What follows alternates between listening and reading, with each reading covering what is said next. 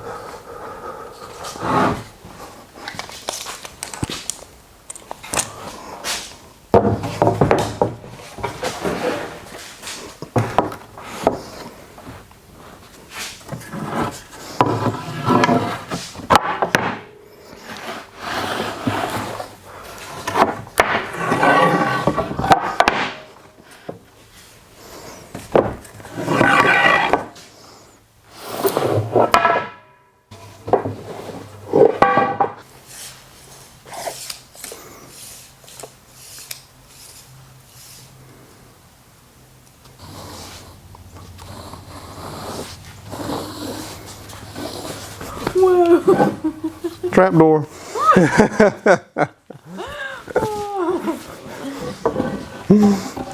Close one. Don't get that on there. I'll edit that out.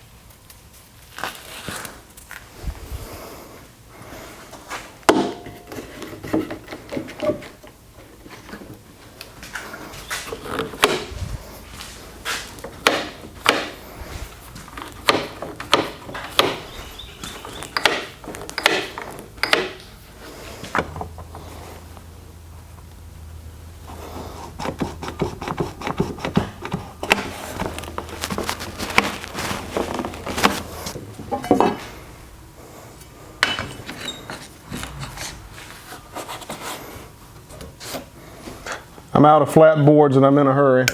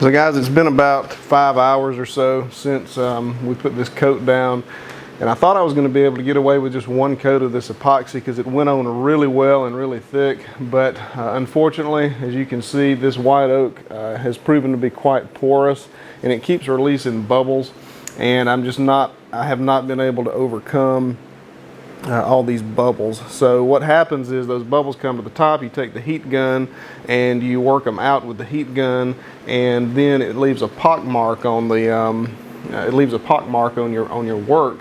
When the epoxy is still wet, that pock mark will fill in, but the problem is with this porous material, bubbles keep coming up and up and up and up and up, and you can see pretty clearly these pock marks, and there's just hundreds and hundreds of them all throughout here. But now those should be sealed pretty well, and let's put the second coat on and see how good that makes it look.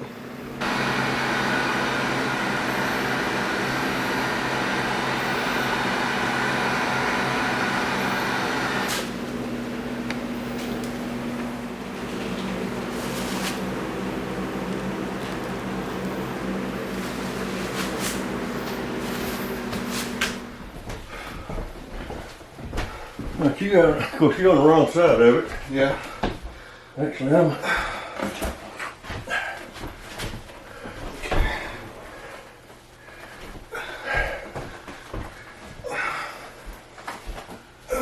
I'm telling you.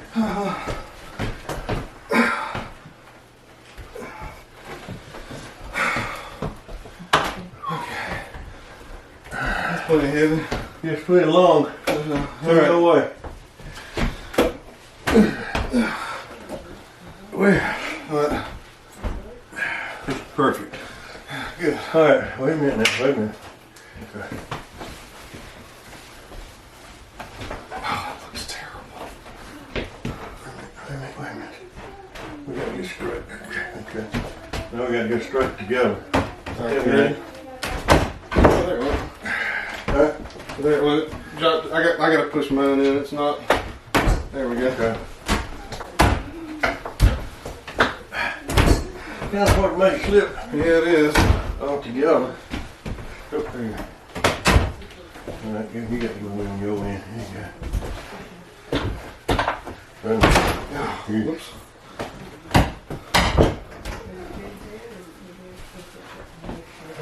All right. Go on with it. Drive it home. We try.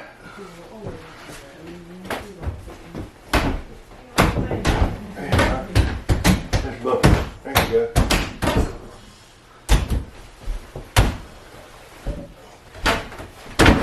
Got mine.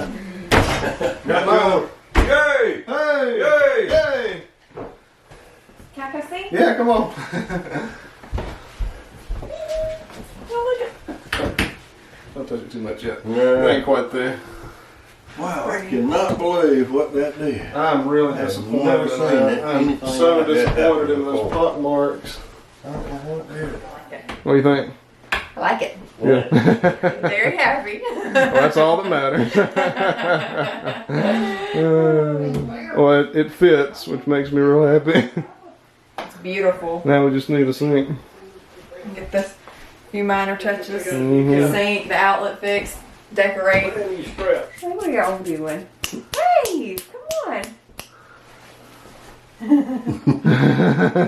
There it is. There you go. Plater's new countertop. So guys, it is Wednesday, and we've got family coming over later today for a Thanksgiving meal, and the sink is in, the countertop is in, so we're going to declare this timed timed project a success. Just to prove it, there you go. And yeah, we're extremely happy with this, and more importantly, my wife's very happy with it. I've still got to put some braces on the bottom of this countertop just to make sure it doesn't end up bowing. This wood was not kiln dried wood. It has been air drying for quite some time, but I had issues with some of the other countertops actually bowing a little bit. So I'm going to put braces on the bottom of this just to see if we can mitigate some of that. Also, that second coat that we put on to get rid of those pock marks, I was pretty disappointed in it. It did not do what I wanted it to do. This is some of the most porous white oak that I have ever worked with. and those pock marks would just not go away. The epoxy would fill in the holes, and a bubble would come back up, and I would fill it back in with epoxy. I would bust the bubble, and the bubbles would just keep coming, and I was never, I'll give you a closer look here in just a second, but I was never able to get rid of those pock marks, which is pretty disappointing, but overall I'm very happy with it. And the most important part about it is we've got a sink now that functions. We've been using a very small sink in a little kitchenette area of our house since we started this remodel in the kitchen, but now the kitchen is pretty well complete, and that's pretty exciting. Let's get a closer up look at this, and I'll show you what I'm talking about.